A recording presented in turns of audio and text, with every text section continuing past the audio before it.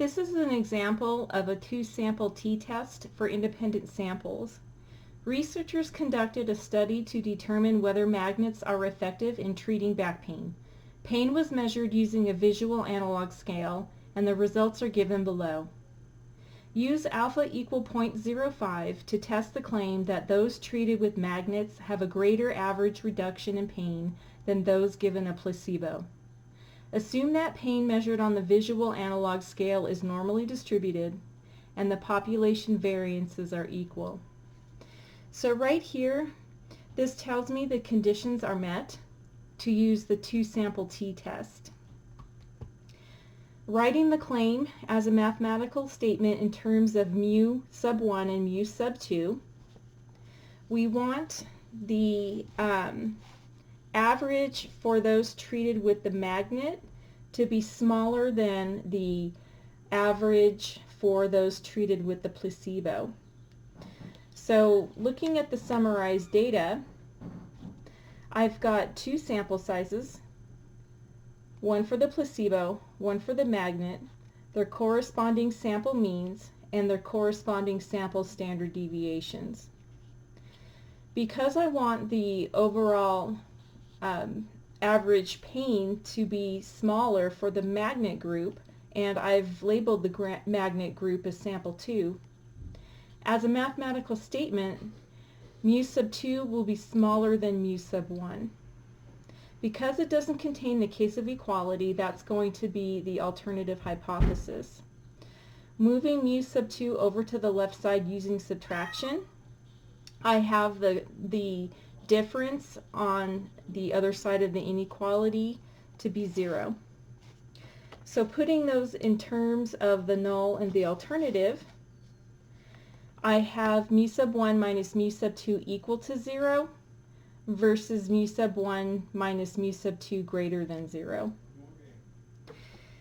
Now the standardized test statistic is a t-value, and when we're assuming the population variances are equal, that denominator for the test statistic is very cumbersome to do by hand.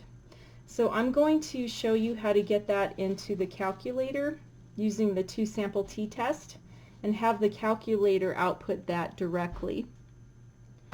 Pressing your stat key, arrow over to tests, option 4 is the two-sample t-test.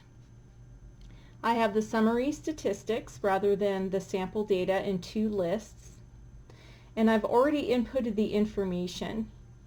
So the first sample mean was 0.44, that sample standard deviation was 1.4, sample size 20, and here is the corresponding magnet group sample statistics. And just like all of the previous hypothesis tests, you can change the direction of the alternative if you need to. Now here's where you need to tell the calculator whether or not to pull the variances for that standardized test statistic. When you're told the variances are equal, then you want to select yes. And the calculator does all of the hard work for you. Press calculate, and we'll see that our standardized test statistic is negative 0.136. So placing that on the t-distribution, and I previously found the critical value, and I'll go over that again. The standardized test statistic is below 0, at about here. And the critical value comes from the t-distribution using a level of significance of 0.05. And this being an upper tail test, I don't divide the level of significance in half. When you're told to pull the variances, if you're taking an intro to stats class, then the formula for the degrees of freedom will be the first sample size plus the second sample size minus 2. In other words, it's the first sample size degrees of freedom, so it'll be 20 minus 1, plus the second sample's degrees of freedom, which would be 22 minus 1. And then that ends up being 20 plus 22 minus 2. So the degrees of freedom will be 40, and that's what you need to read the table.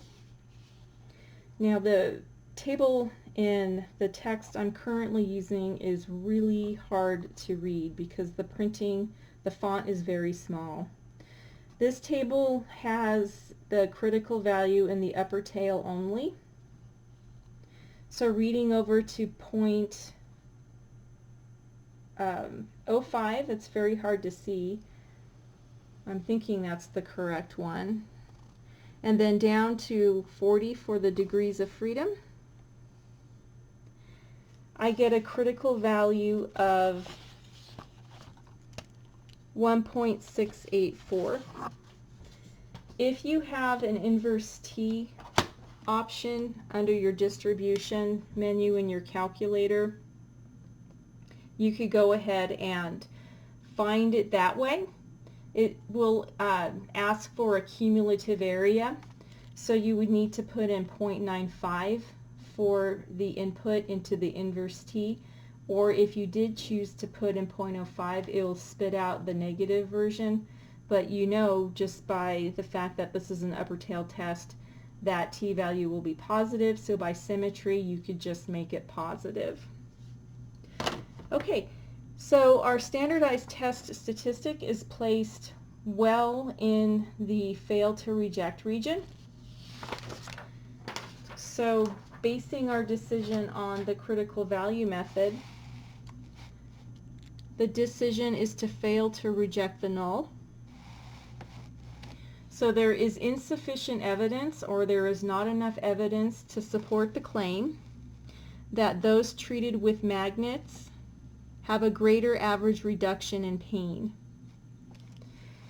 Using the p-value method, if the p-value is less than our level of significance, we reject the null. If the p-value is greater than or equal to our level of significance, we fail to reject. Our output from the calculator will provide the p-value. The p-value is going to be the area further to the right because this is an upper tail test. So I expect that p-value to be greater than 0.5. Looking at my output, the p-value is 0.554.